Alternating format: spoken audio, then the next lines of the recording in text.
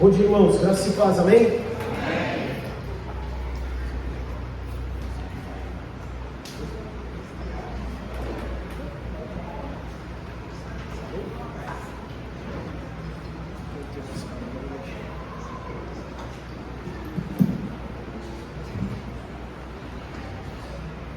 Irmãos, a gente podia ficar, hoje a gente podia ficar só cantando aqui, né?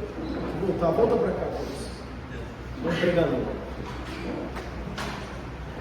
Mas eu queria, de forma rápida, compartilhar com vocês sobre a ressurreição de Cristo e a relevância que essa ressurreição tem nas nossas vidas. Mais um mês nós estamos aqui olhando a mesa, mais um mês nós estamos aqui perante a mesa, mais uma oportunidade que nós temos de relembrar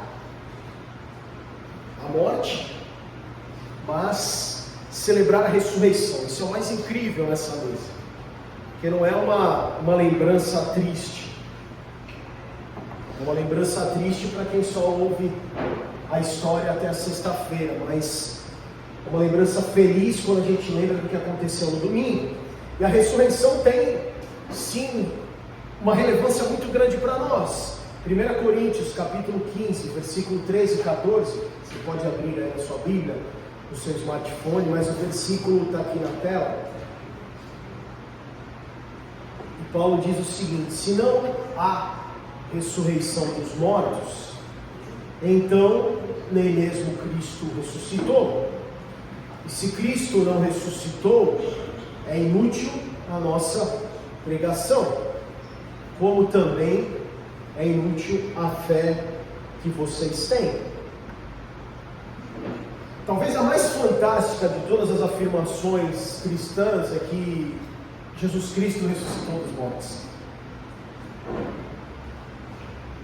E talvez os seres humanos tenham tentado com muita criatividade, com a maior criatividade possível, desafiar de alguma maneira, como também negar a morte. Hoje a gente quer se viver muito, a expectativa de vida cresceu, queremos ser imortais, fugir da morte.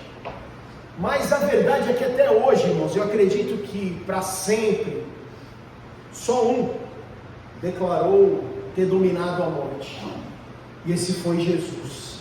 Não só quando ele ressuscitou filha de Jairo, não só quando ele ressuscitou Lázaro, mas porque ele próprio ressuscitou. E quando ele fez isso, ele pôde derrotar a morte, e pôde realmente viver ele mesmo a ressurreição, destituindo da morte qualquer poder que teria sobre ele, como teria sobre Lázaro, sobre a filha de Jairo, sobre outros, sobre nós. Em João 11, 25 a 26, Jesus diz o seguinte: eu sou a ressurreição e a vida. Aquele que crê em mim, ainda que morra, viverá. E quem vive e crê em mim, não morrerá eternamente. Irmãos, se nós cremos, então nós iremos viver, nós iremos morrer, mas cremos que existe uma eternidade nos aguardando. Num outro texto, lá em Apocalipse, capítulo 1, versículo 17 e 18, diz o seguinte: quando vi, caí aos seus pés como morto. Então ele colocou a sua mão direita sobre mim e disse: não tenha medo, eu sou o primeiro e último, sou aquele que vive. Estive morto, mas agora estou vivo para todos sempre, e tenho as chaves da morte e do Hades. Ele está vivo, irmãos, está aqui nessa manhã. E o que então, essa noção, essa ideia, essa ressurreição, esse termo, essa palavra, o que isso significa para nós, o quão isso é importante para nós? E eu gostaria primeiro de responder em o que nós não cremos, em que nós não cremos, o que não é a ressurreição. Primeiro, O Cristo que ressuscitou no terceiro dia, que está vivo, que está aqui nessa manhã, o Cristo que ressuscitou no terceiro dia não é apenas uma influência que sobreviveu por 2000 anos. Não é só alguém que pode revolucionar, como revolucionou a vida de muitos que andaram com ele, que continuou revolucionando uma sociedade com seus conceitos que já eram chocantes naquela época, mas continuam sendo chocantes hoje, porque a gente continua vivendo a maldade, o legalismo, uma série de coisas. Cristo não é só uma influência que sobreviveu e nós hoje estamos aqui celebrando, cantando palavras, falando sobre palavras de um grande influenciador que fez muitas coisas, que deixou coisas bonitas. Não!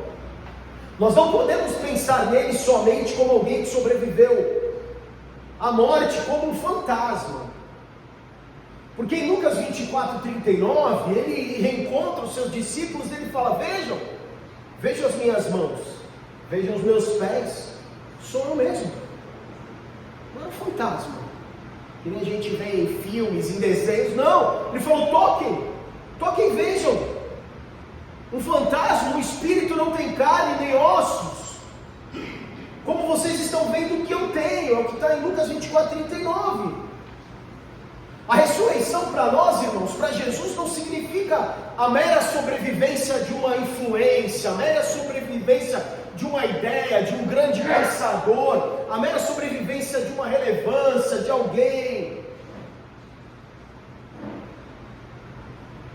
Porque se isso for só, eu gosto das palavras de Jesus, eu simpatizo dos ensinamentos, isso não é, irmãos, o que significa quando nós declaramos e como nós cantamos essa manhã, que Ele vive, Jesus vive.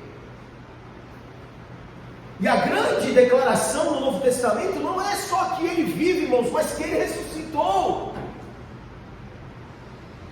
Então, a ressurreição não é só uma influência que sobreviveu. A ressurreição também, irmãos, não é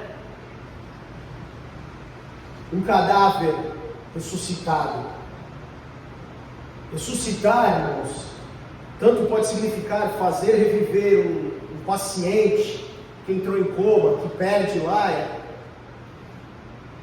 como trazer novamente à vida alguém que havia sido declarado clinicamente morto.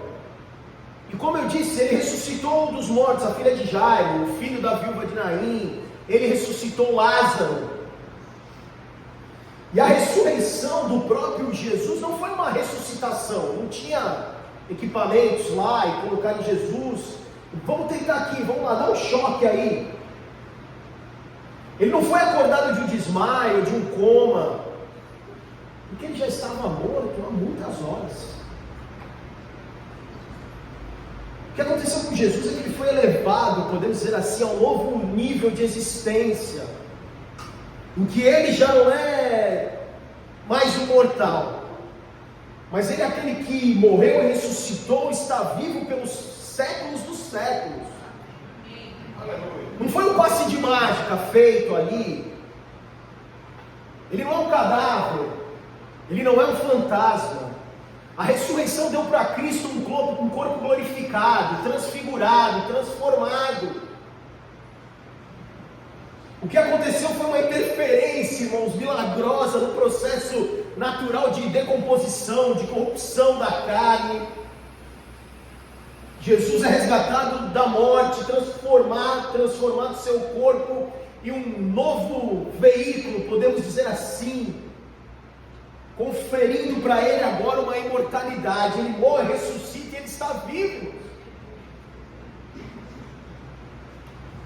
Mas essa história está muito estranha, né? Parece um conto de, não sei, uma história estranha. É que você pode me garantir que a ressurreição aconteceu mesmo? E nós temos 3 pontos aí. O primeiro deles é que o corpo desapareceu. O corpo sumiu. Mas o que foi feito desse corpo? Irmãos, tentaram dizer que os discípulos tinham roubado o corpo, uma série de coisas, mas existia uma pedra muito pesada, existiam guardas protegendo, porque Jesus já vinha falando que ele iria ressuscitar no terceiro dia, e alguém entendeu que, sabe o que vai fazer para provar que ele é esse Messias que eles estão falando? Os discípulos vão roubar o corpo dele, como ele tem falado. Então a gente vai por uma segurança lá, para poder evitar que alguém roube o corpo. Na verdade é que os seguranças sumiram, né? Depois que eles viram Jesus vivo. Nunca houve uma explicação, irmão, satisfatória para o desaparecimento do corpo. Onde está? Para onde foi? Quem pegou? A única explicação satisfatória para o desaparecimento do corpo é a ressurreição. Nós não podemos admitir que Jesus desmaiou lá na cruz e aí lá dentro do túmulo ele reviveu. E se tivesse acontecido isso, olha que engraçado, irmãos. Não tinha um telefone, um WhatsApp para ele mandar: vem aqui, eu acordei. Uma pedra lá, guardas, é uma loucura. Pensar de outra maneira, que ele pôde sair de lá sozinho. Até porque tanto o centurião como o Pilatos tomaram cuidado de ter certeza, de certificar que Jesus estava de fato morto, que era o que eles queriam. E quando ele reaparece, irmãos, a impressão que as pessoas tiveram nos registros que nós lemos é de que ele realmente havia vencido a morte. Qual outra explicação poderia ter? Será que as autoridades removeram o corpo a fim que se evitasse a notícia da ressurreição? Será que eles abafaram alguma coisa? Teriam os discípulos furtado o corpo como parte de um plano para enganar o povo, para nos enganar, para que a gente pudesse estar aqui falando sobre ressurreição, para que eu estivesse aqui como você sendo enganado? Não, irmãos. Ele ressuscitou, ele vive. Segunda coisa é que nós temos então o reaparecimento de Jesus. O corpo de Jesus desapareceu do túmulo onde tinha sido deixado, e o próprio Jesus continuou reaparecendo durante um período de quase 6 semanas depois da sua ressurreição. Ele continuou aparecendo. Numa certa ocasião décimos que ele reapareceu, ele foi visto por mais de 500 pessoas de uma vez só. 1 Coríntios 15:6 diz assim: depois disso, apareceu a mais de 500 irmãos de uma só vez, a maioria dos quais ainda vive naquela época, embora alguns já tenham adormecido. O corpo some, ele reaparece, não todo fantasma, Walking Dead, não, ele aparece com o corpo praticamente transformado, vivo. Em terceiro lugar, irmãos, quando Jesus morreu, os discípulos ficaram abatidos, confusos, amedrontados.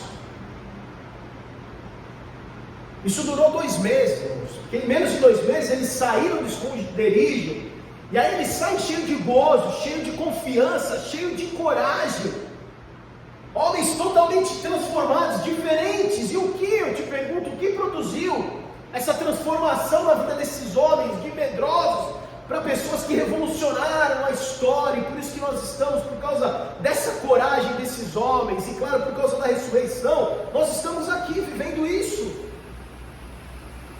Não é só uma ideia, não pode ser só uma ideia, um conceito, palavras bonitas. Não, foi porque Cristo ressuscitou. E daquele bando de caras, um monte de João ninguém, desiludidos, nasceu, irmãos, uma comunidade universal, que soma hoje mais de 1/3 da população do mundo. O desaparecimento do corpo, o reaparecimento de Jesus e o surgimento da igreja consistem para nós juntos os fundamentos para que a gente possa crer na ressurreição. Qual a importância disso para mim, né? Qual a importância da ressurreição? Por que está falando disso nessa manhã? A ressurreição, irmãos, é uma resposta à nossa condição humana. A ressurreição fala as nossas necessidades, como nenhum outro evento jamais fez ou poderia fazer. A ressurreição é, digamos, o mastro principal da nossa segurança cristã. Por quê?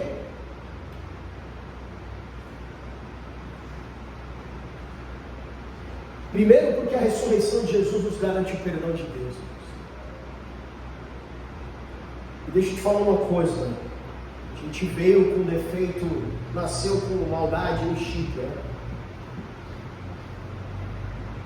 Nós podemos ter certeza que o perdão é uma das nossas necessidades mais básicas, e é uma das melhores dádivas de Deus.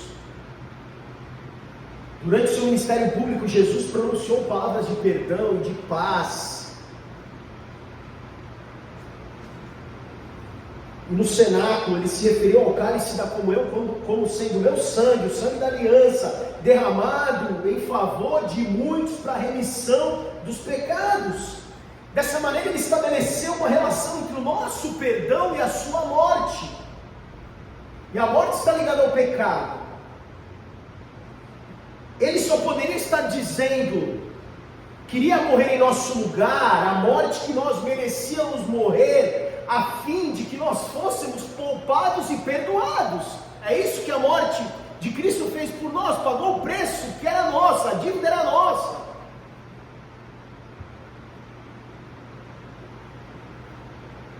E sem a ressurreição, nós teríamos que concluir que a ideia, propósito de Deus teria sido um fracasso.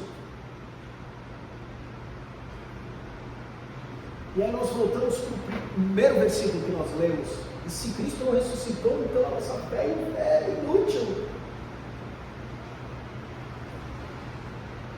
E a consequência de tudo isso é que nós teríamos apóstolos testemunhando algo errado, falsas testemunhas.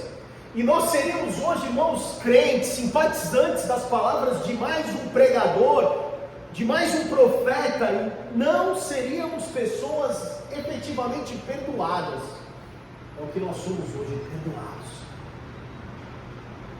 Cristo ressuscitou dos mortos, e ao ressuscitar, Deus nos garantiu que aprovou a sua morte expiatória, e que Ele não morreu em vão, que aqueles que confiam nele recebem perdão livre e pleno.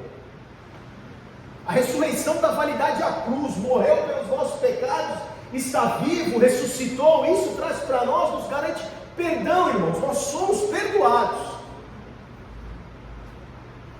Vamos errar daqui a 3 minutos, é verdade. E a nossa luta é para que o mal que eu quero fazer, eu não quero fazer, eu não faça, e o bem que eu quero fazer, eu faça, como diz Paulo. Mas nós vamos viver esse embate, buscando cada vez mais sermos parecidos, nos achegarmos a Cristo, mas nós temos uma certeza que não é o pecado que nos domina, porque a ressurreição nos garante perdão de Deus. Nós somos perdoados. Segundo, irmãos, a ressurreição de Jesus nos garante o poder de Deus. Tanto necessitamos do poder de Deus, irmãos, no presente, hoje. Nós necessitamos tanto do poder de Deus hoje, quanto nós necessitamos do seu perdão no passado. E aí eu tenho uma pergunta: será que Deus pode realmente mudar a natureza humana, transformando eu e você, pessoas cruéis, em pessoas bondosas, pessoas egoístas em pessoas altruístas? Será que Ele pode nos dar domínio próprio? Será que Ele pode transformar pessoas imorais em pessoas morais? Será que Ele pode tornar pessoas amargas em pessoas doces?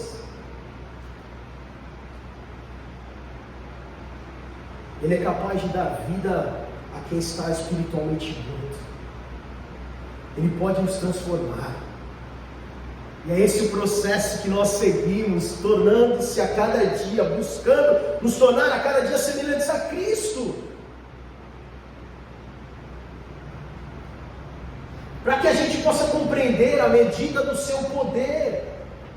Para que a gente possa compreender a medida do seu poder, irmãos, Deus nos dá não apenas uma iluminação interior do seu espírito, mas também uma demonstração exterior, pública, objetiva desse poder através da sua ressurreição. Irmãos, ele venceu a morte. A ressurreição é a prova suprema na história do poder de Deus, do poder criativo de Deus.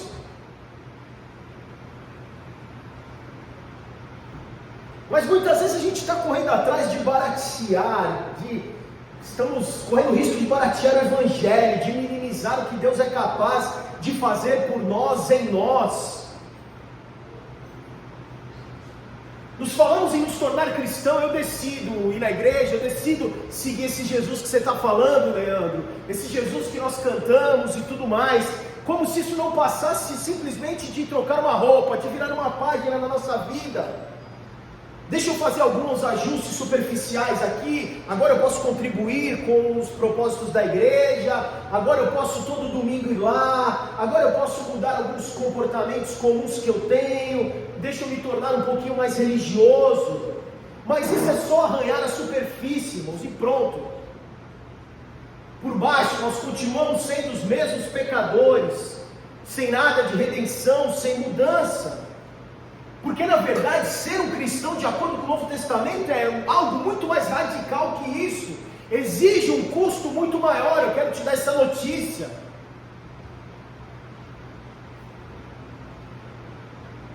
Porque é nada menos do que uma ressurreição da morte, da alienação e do egocentrismo, e o começo de uma vida totalmente nova.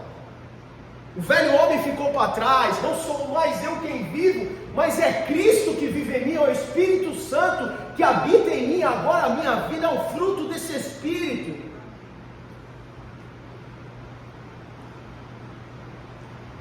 O mesmo Deus poderoso, de poder sobrenatural, que ressuscitou Jesus da morte física, é aquele que pode ressuscitar eu e você da morte espiritual.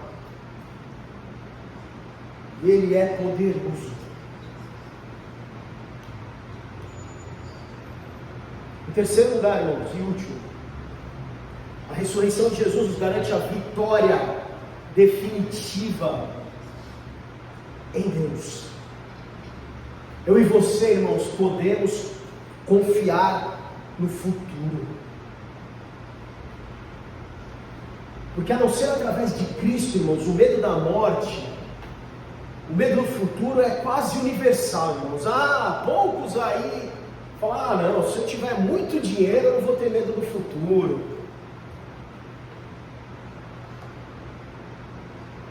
Irmãos, Jesus Cristo nos liberta desse horror. Ele não só há de sobreviver à morte, mas também ele ressuscitou, só não sobreviveu à morte, mas ressuscitou dela, e nós vamos também receber corpos novos, tal como o seu corpo ressuscitado. Filipenses 3:21, pelo poder que o capacita a colocar todas as coisas debaixo do seu domínio, ele transformará os nossos corpos humilhados para serem semelhantes ao seu corpo glorioso. Ele foi o primeiro a ressuscitar, e depois virá todo o seu corpo. Nós teremos um corpo como o seu. 1 Coríntios 15:49, assim como tivemos a imagem do homem terreno, teremos também a imagem do homem celestial. Nós cremos, irmãos, que ele irá voltar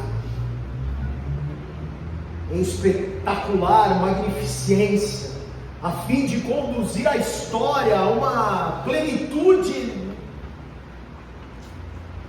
na eternidade. O universo será regenerado, toda a criação será libertada dessa presente sujeição e corrupção. Novo céu, nova terra, onde só habita a justiça. 2 Pedro 3,13, todavia de acordo com a sua promessa, esperamos novos céus e nova terra, onde habita a justiça. Os cristãos têm a promessa, não de uma mera sobrevivência, ou mesmo mera imortalidade, mas de um corpo ressuscitado, transformado. E a ressurreição de Cristo é o fundamento de todas as nossas esperanças. É a prova pública, visível, do propósito de Deus de começar aquilo que Ele começou, a boa obra de redimir a natureza, e de nos dar novos corpos, um novo mundo. A ressurreição de Cristo foi o começo da nova criação de Deus. E a ressurreição de Jesus nos dá a garantia do perdão. Somos perdoados. Passado, somos perdoados. E continuaremos sendo, se confessarmos os nossos pecados, Ele é fiel e justo para nos perdoar. Nós temos a garantia do perdão. Nós temos a garantia do poder de Deus nas nossas vidas, nos ajudando para sermos a cada dia melhores do que fomos ontem. E nós temos a garantia do triunfo, da vitória, não em nós, não na minha previdência privada, no meu INSS, não no que eu juntei para poder ter uma velhice segura, não. Nós temos a garantia da vitória em Deus, olhando para o futuro, para a eternidade, perdão para o passado, poder para o presente e vitória para o futuro, irmãos, porque um dia as coisas vão acabar aqui. Se Ele não voltar, nós vamos fechar os nossos olhos aqui, e existe uma eternidade esperando por nós, e nós temos a possibilidade então de entender, se nós aceitamos pela fé, entendemos a morte, aceitamos a ressurreição, então nos tornamos cada vez mais parecidos com Ele, colocamos a nossa esperança em Deus, e aí temos perdão, temos poder e temos vitória para a eternidade.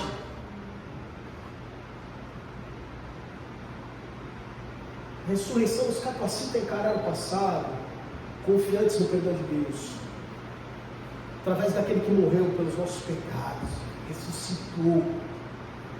A gente pode encarar o nosso presente confiante no poder de Deus, encarar o futuro confiante que Cristo venceu a morte, venceu o inferno, venceu o diabo. E a ressurreição nos dá essa garantia e faz com que a gente tenha uma esperança para a eternidade. 1 Pedro 1,3,5, se você quiser abrir. Bendito seja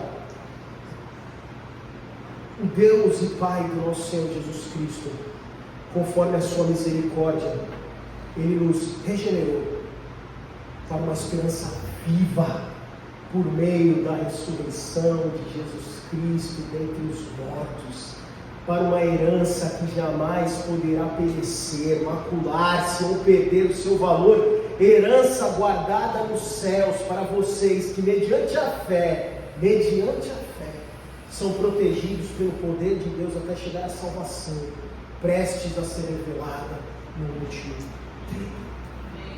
Irmãos, nós estamos aqui celebrando, manhã de festa. Jesus está vivo, a morte não pôde detê-lo. Isso traz para nós perdão, poder e uma garantia de vitória na eternidade, uma garantia de que o nosso futuro está guardado em Deus. E aí, irmãos, nós podemos ter a certeza que lá não tem boleto, lá não tem dor, lá não tem colesterol, lá não tem doença, lá não tem nada disso. A gente vai poder ter um novo corpo, um novo céu, uma nova terra, e viver a eternidade com Ele, porque isso é aquilo que nós cremos, como diz o texto de 1 Pedro, mediante a fé. Somos protegidos pelo poder de Deus até chegar à salvação, prestes a ser revelada no último tempo, até que sejamos recolhidos, ou até que Ele volte. Mas nós podemos caminhar até que o nosso tempo aqui termine, nós podemos caminhar com a garantia do perdão, garantia do poder, com a certeza que existe uma eternidade preparada para nós. Enquanto isso, nós caminhamos aqui com Cristo ressurreto, vivo, que está aqui nessa manhã, e é Ele que nos ajuda a caminhar. Vamos orar? Feche teus olhos. Pai, nós te agradecemos